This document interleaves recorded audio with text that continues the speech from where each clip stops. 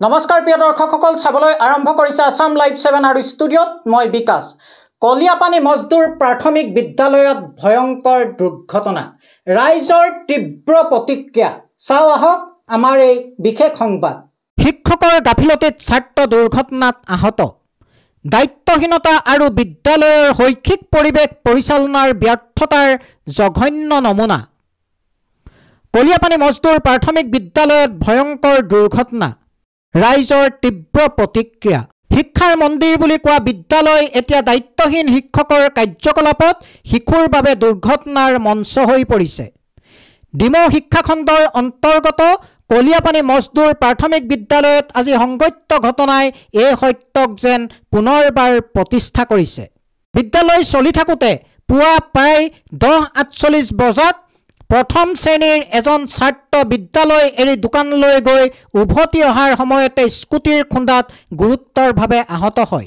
এই সময়ত বিদ্যালয়খনত 5জনীয়া শিক্ষক শিক্ষয়িত্ৰী উপস্থিত থকাৰ পিছতো ছাত্ৰজন কেনেকৈ ওলাই যাব পাৰিলে তাক লৈ এতিয়া সচেতন ৰাইজৰ মাজত প্ৰশ্নবোধকতাৰ সৃষ্টি হৈছে।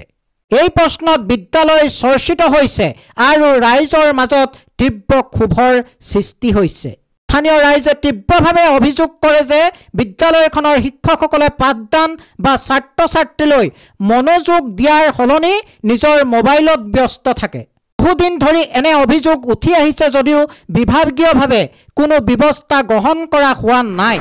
গম পালোঁ যে ৰাস্তাত এক্সিডেণ্ট হৈছে আমাৰ কলিয়াপানী মজদুৰ প্ৰাথমিক বিদ্যালয়ৰ LP স্কুলৰ শ্ৰেণীৰ ল'ৰা, তাই কঞ্জু উপাধি লিখে আৰু নামটো তাৰো মই নাজানো। তো আমাৰো ল'ৰা তাত আছে। তো আগতো তেনেকৈ হৈ পাৰিছিলে, খালি এক্সিডেণ্ট হোৱা নাই। তো মই আগত এবাৰ কমপ্লেইন জনাইছিলোঁ সিহঁতক যে এনেকৈ তেনেকৈ বাইদেউ সিহঁতক চাব হ'ব বুলি ক'লে, কিন্তু এইটো কোৱাৰ পাছতো যে আজি এক্সিডেণ্টটো হ'বলগীয়া হ'ল। তো মই হোৱাৰ পাছত মই স্কুলত গ'লোঁ যে বাইদেউহঁতক ক'লোঁ যে বাইদেউ এক্সিডেণ্টটো হোৱা নাই, কিন্তু কেনেকৈ ষ্টুডেণ্টটো ওলাই আহিব পাৰে। তো বাইদেউ কৈছে মই গম নাপালোঁ। তো মই ক'লোঁ যে বাইদেউ এইবিলাকতো আপোনালোকৰ দায়িত্ব, আপোনালোকে চাব লাগে। তো বাইদেউ কৈছে মই পিছফালে যোৱা মত ওলাই গুচি গ'ল বুলি কৈছে। তেনেকৈ ইমানেই ক'লোঁ, মই ইমানেই গম পাইছোঁ। কি ক'ব এই ক্ষেত্ৰত, কাৰ গাফিলতি আছে?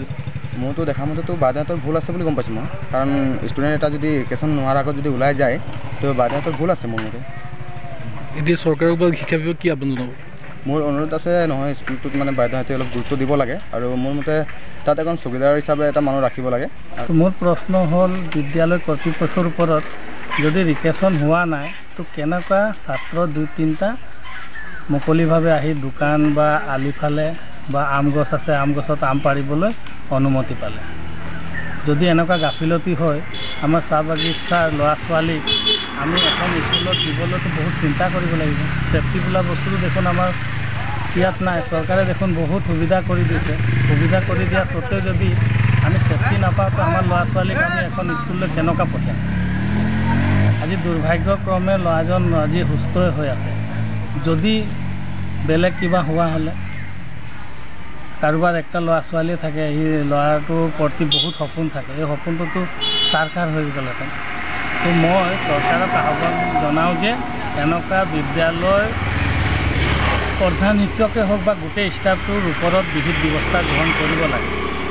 যদি ইহঁতি মোবাইল পিটিকি থাকিব বা বেলেগ ফালে মন মাৰি থাকিব বা শুই টোপনিয়াই ছাঁহত শুই থাকিব, তেনেকুৱা হোৱাৰ কাৰণে আজি এইটো হ'ল। আৰু আগে পিছেও ইয়াত তেনেকুৱা কমপ্লেইন দিছে বুলি মই শুনিছোঁ।